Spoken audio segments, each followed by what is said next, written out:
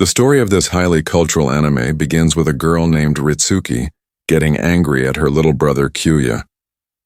She's mad at him because, as it turns out, she told her not to be home since she was planning to watch some DVDs with her friend that day. However, Kyuya, being in his rebellious stage, didn't obey her and even brought his own friend to hang out with him at home.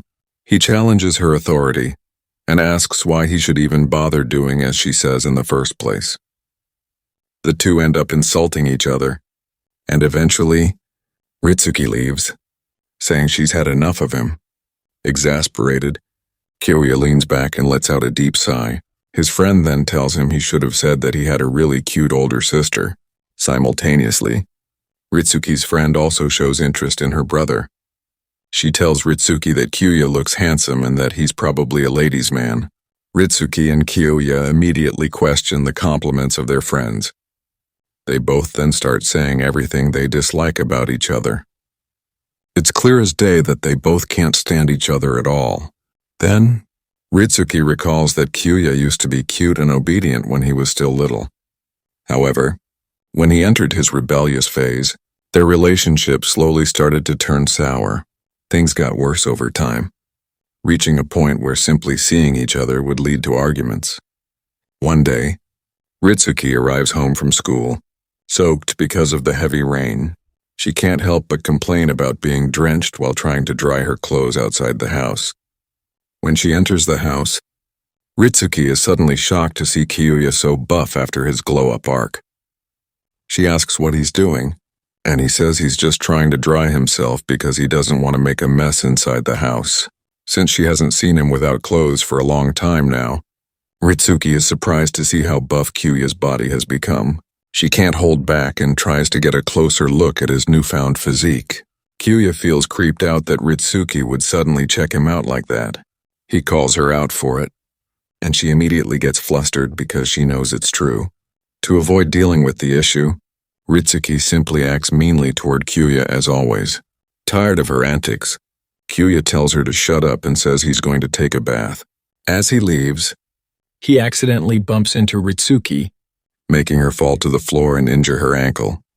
While she rests in her room later, Ritsuki thinks about how Kyuya used to be like a wobbly and weak bean sprout. That is why she was so surprised that he got so buffed.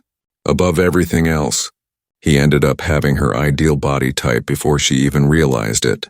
She feels annoyed by it and says it's just unacceptable. Outside her room, Kyuya is annoyed that Ritsuki got injured with just a little bump from him. He suddenly enters Ritsuki's room without knocking, which startles her. She yells and throws a pillow at him, saying he shouldn't just barge into her room without permission.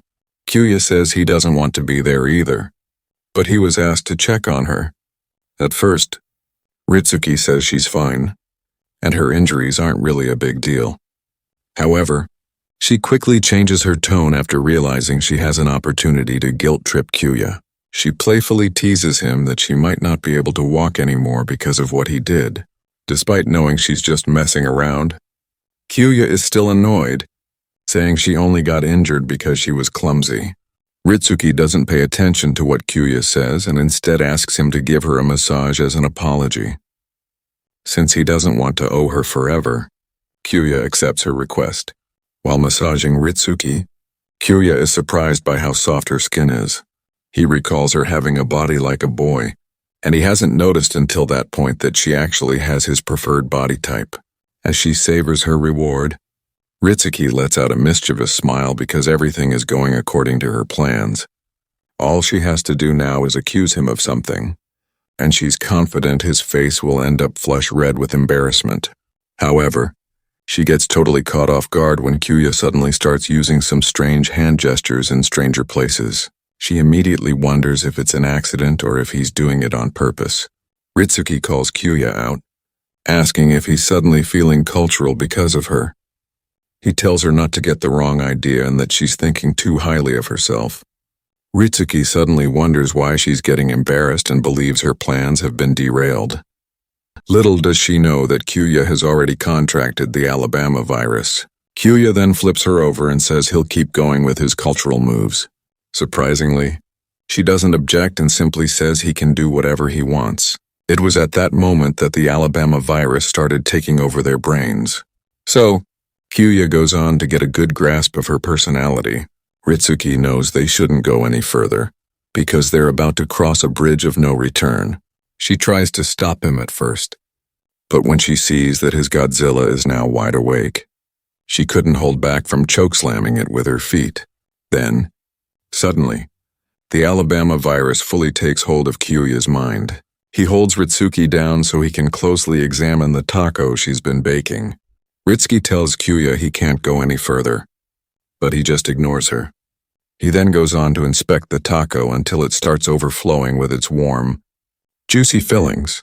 Kyuya immediately questions what he just did. He realizes it's something that he can no longer pass off as a simple joke. Since he's already dipped his foot in the pool, Kyuya figures he might as well just go dive in for an all-out swim instead. After that, Kyuya stops holding back and prepares his Godzilla to unleash its hunger onto the taco. Ritsuki tries to tell him to stop, but he knows well enough that she's just pretending. He tells her to fight back sincerely if she wants him to stop. She tells him she'll let him off the hook if he backs off. However, Kyuya doesn't pay attention to her because he knows she's just lying to herself and not putting up a real fight. Since he can no longer hold the overwhelming culture within him, Hyuga lets his Godzilla rampage. Ritsuki immediately gets disoriented and slowly feels herself drift into the realm of cultural bliss, as Kyuya's Godzilla precisely targets the weakest parts of the taco.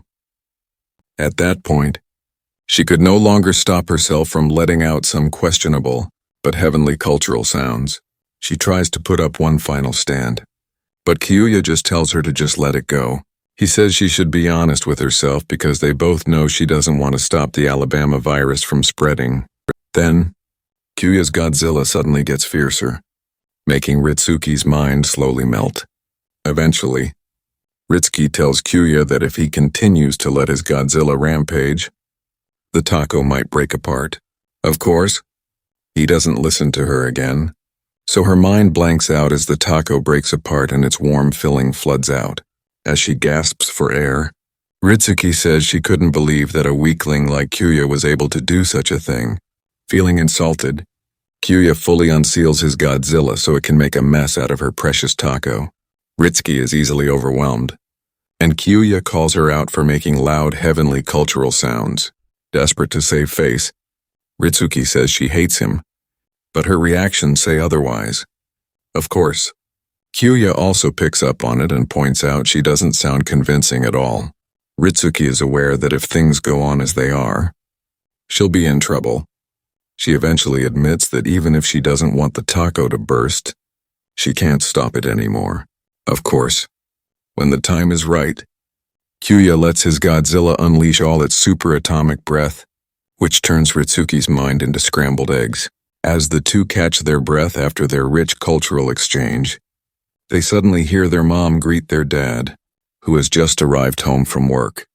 Dad asks how Ritsuki is doing since she got hurt, and their mom says it's nothing to worry about because it's only a mild sprain.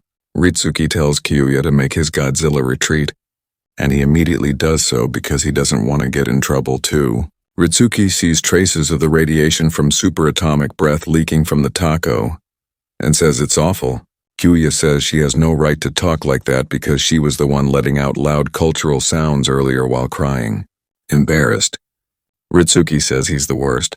She also starts making excuses for her behavior, saying that she was just pent up because she was recently lonely. She says it's the only reason why he made use of his Godzilla. But Kyuya knows she's just capping. Ritsuki even goes as far as to say that she doesn't like him at all. However, while she does say that, she can't help but stare and thirst over Kyuya's amazing god bod. Sometime later, their parents tell Ritsuki and Kyuya that they'll be going on a cruise ship.